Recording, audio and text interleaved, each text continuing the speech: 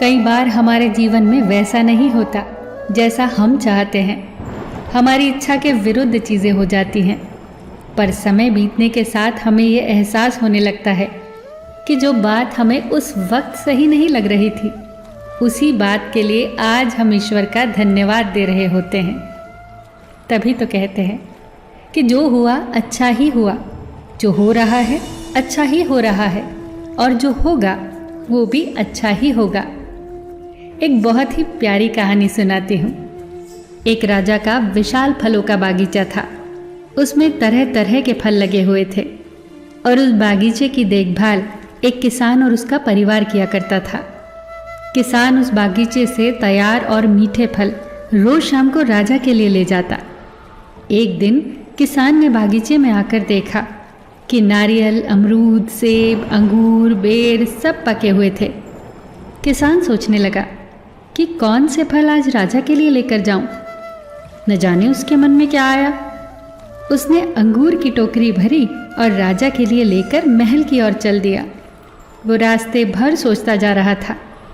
केवल अंगूर लिए 2-4 सेब, नारियल, अमरूद ही डाल लेता। अलग अलग फल देखकर राजा कितना खुश हो जाता। सोचते सोचते वो महल के बाहर पहुंच गया।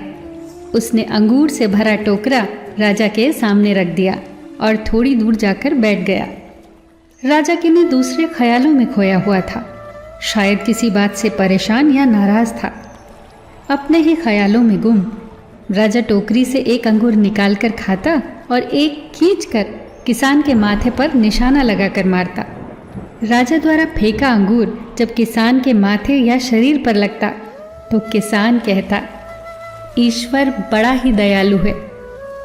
राजा फिर एक अंगूर किसान की तरफ फेंककर जोर से मारता और जब वो किसान को पड़ता तो किसान फिर कहता, ईश्वर बड़ा ही दयालु है। थोड़ी देर बाद राजा को अपनी गलती का एहसास हुआ।